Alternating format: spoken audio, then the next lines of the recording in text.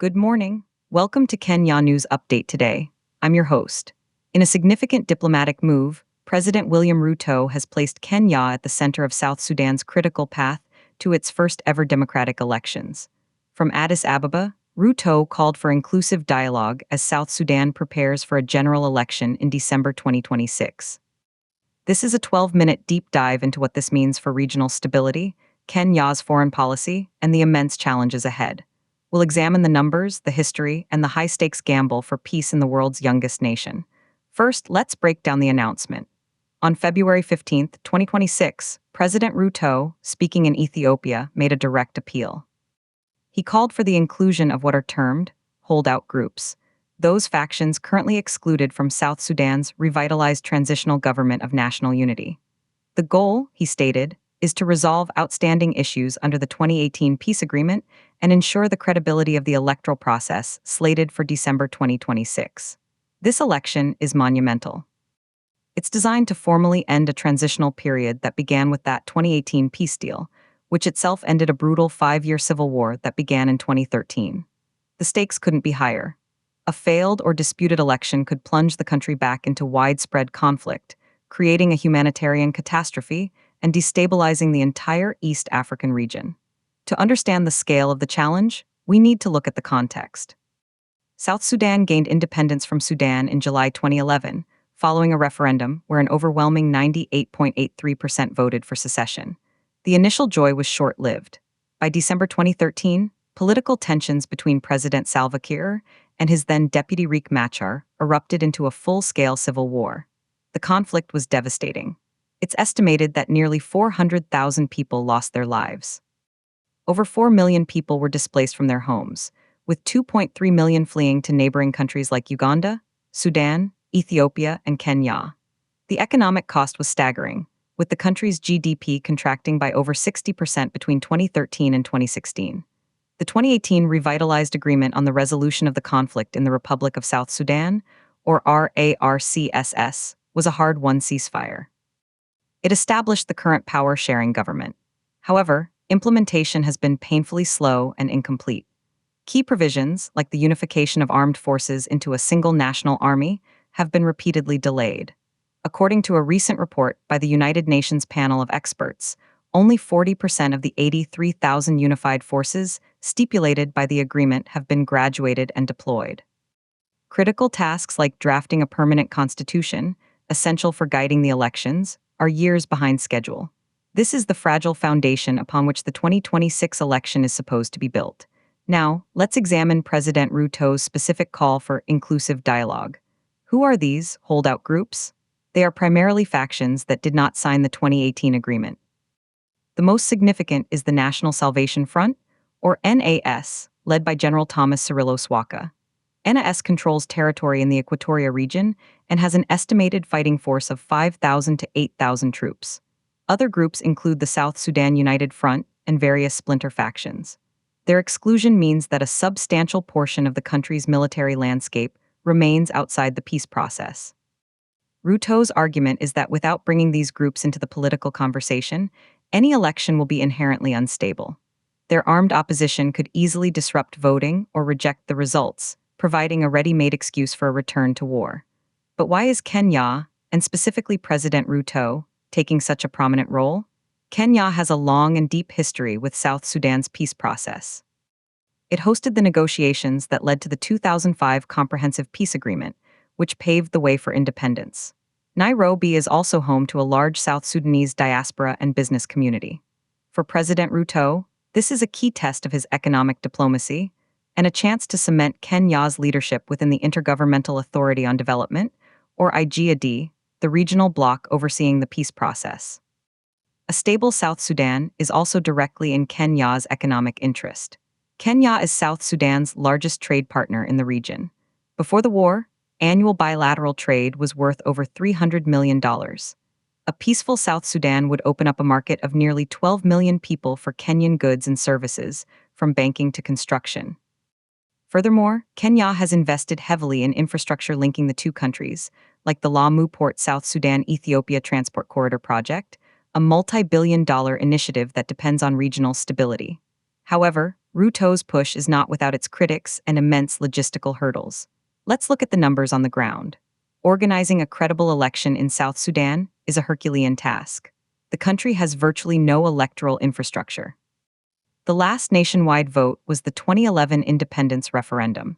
Voter registration for an estimated 8 million eligible voters has not begun.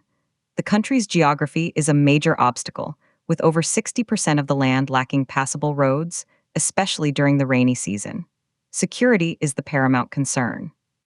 According to the UN mission in South Sudan, UNMISS, there are currently 128 reported incidents of intercommunal violence per month on average. Deploying and securing over 3,000 potential polling stations across the country would require a massive security operation. The financial cost is another staggering figure.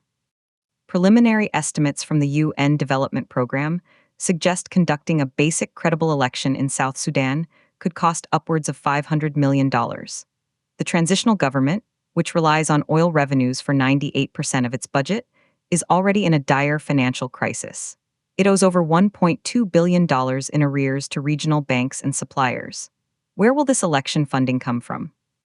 The international community, particularly the United States, the European Union, and the United Kingdom, who have bankrolled the peace process so far, are showing signs of donor fatigue. They have already contributed over $12 billion in humanitarian aid since 2013. Convincing them to fund an election in a country where leaders have repeatedly failed to meet their commitments is a tough sell for mediators like President Ruto. There's also a political debate around the timing and sequence of events. Some analysts, like Dr. Luca Biong-Deng, a former minister and fellow at the Rift Valley Institute, argue that holding elections before critical reforms is dangerous. "You cannot put the cart before the horse," he said in a recent interview. "The priority must be completing the security arrangements, creating one professional army, and finishing the permanent constitution." An election held in the current environment of multiple armed groups and incomplete institutions will only legitimize the status quo of division and could be a trigger for violence.